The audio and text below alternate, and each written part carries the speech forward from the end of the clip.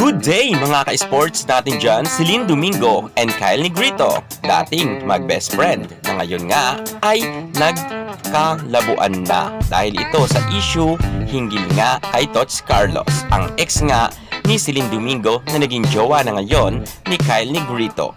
Ngayon po mga ka-sports natin dyan ay nananawagan ang kanilang mga fans na sana ay magkaayos na sila dahil malapit na rin naman magbagong taon at higit sa lahat mga ka-sports natin dyan, itong si Celine Domingo ay in-unfollow nga itong si Kyle Negrito, pero itong si Kyle Negrito at itong si Tots Carlos ay naka-follow pa rin kay Celine Domingo. Aalamin natin ang buong detalye. Kung bago ka sa aking YouTube channel at ngayon ka pala napadpad, huwag kalimutan i-likes, i-share ang ating video at mag-subscribe. I-click ang ating notification bell para hindi ka mahuli sa lahat ng kaganapan pagdating sa volleyball.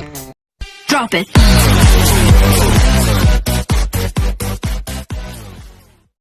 Hindi naman lingid sa kalaman ng lahat na itong si Kyle Negrito at si Celine Domingo ay super close dahil mag-best friend sila simula nang nasa collegiate time sila at nang nasa pro na nga sila at nang graduate na sila sa FEU ay patuloy nga naging mag-close ang dalawa. Madalas nga itong magkakasama at kita nga natin na super close talaga ni Celine Domingo at ni Kyle Negrito. Para na nga silang magkapatid mga ka-sports natin dyan.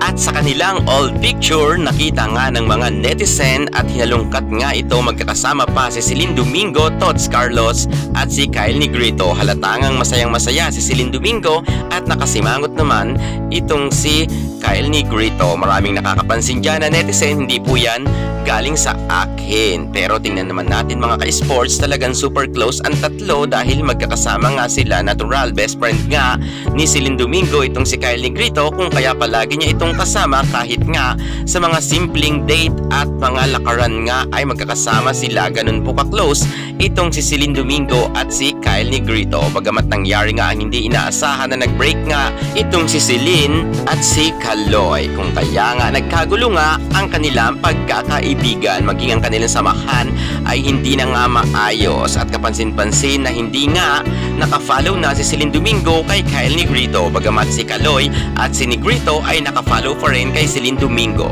Bagamat hindi na nakafollow sa IG account itong si Celine kay Kyle at kay Kaloy, marami naman umaasa mga netizens pagtatapos nga ng nasabi nating taon ay magkaayos ang magkaibigan. Pero mga ka-sports natin dyan, hindi ito malabong mangyari dahil matagal naman silang magkakaibigan at magkakakilala na. Sana ay magkaroon sila ng closure at pagkalilinawan hinggil nga sa gusot na ito dahil alam naman natin na ang Good Vibes team ay hinahangaan ng napakaraming fans. Yan muna ang pinaka-latest natin ngayon kay Celine Domingo at kay Kyle Negrito at higit sa lahat kay Tots Carlos. Kaya't manatili kayong nakatutok sa aking YouTube channel para mahatidan ko kayo na maiinit na balita pagdating sa volleyball. Thank you so much!